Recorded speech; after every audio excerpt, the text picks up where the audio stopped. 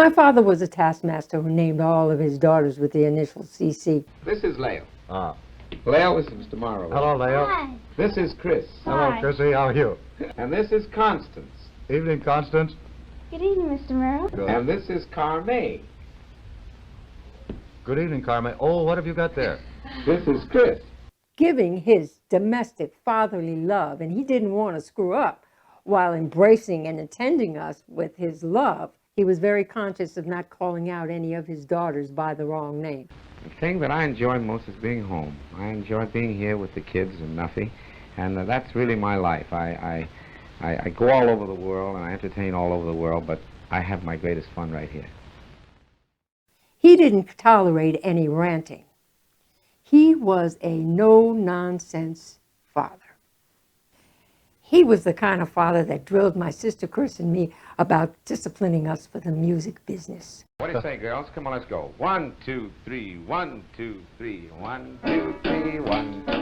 Go, girl, go, go. Yeah.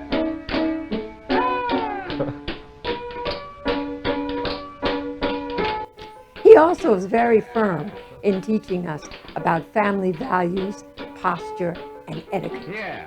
My father and us girls, because there were no boys, had a very close domestic and musical relationship.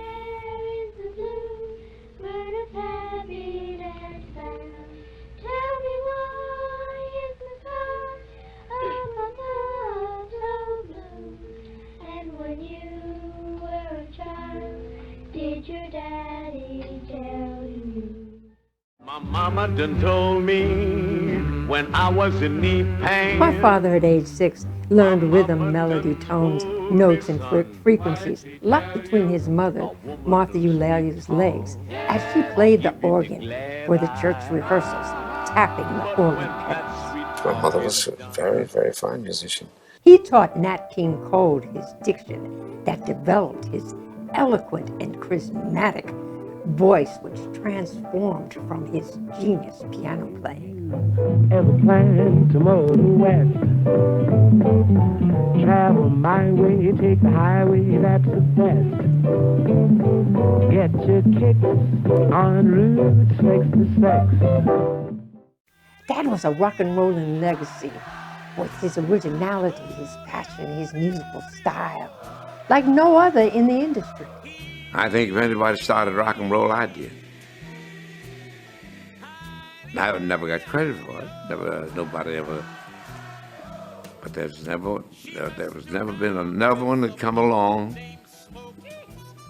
a singer that improvised the melodies as much as I did, which eventually wound up being rock and roll. I know he fused his music in the late 20s and 30s before Little Richard, swinging and bopping and rocking with all the cats from many bands, especially Chick Webb, stomping at the Savoy. I look at it as being the father of it. That's the way I look at it. He was the instrument. That's why they could never categorize him, because he learned to know every musical instrument, note by note, beat to every beat performed by his orchestra. He started out playing the drum set. Challenges that my dad faced being a black actor / entertainer was racism and segregation. What he faced as being a black actor, he also faced as being a black entertainer.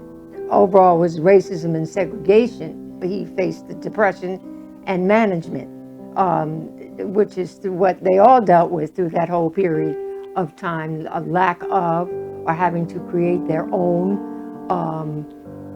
And it just, it was caused whatever it caused.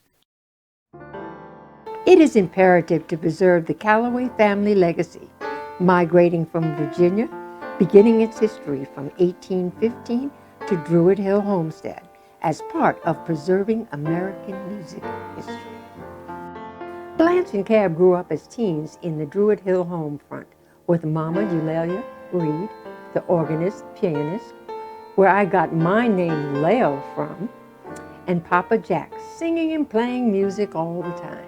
You can still feel that energy of, you know, like when they would come out and they would be going in, and when you go in, you know, have the front room, the piano would be in there, and there's just so much energy, so much positive energy that needs to be transformed to our children. They have something they can put their hands on that is authentic. There's no more authenticity. Everything is pushed off. And that would be the travesty of demolishing this homestead. During this COVID-19 pandemic, the city of Baltimore ceased the order to demolish the house, the historic landmark.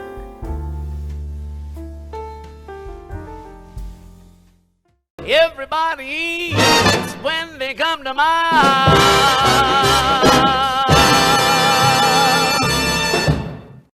That's all there is.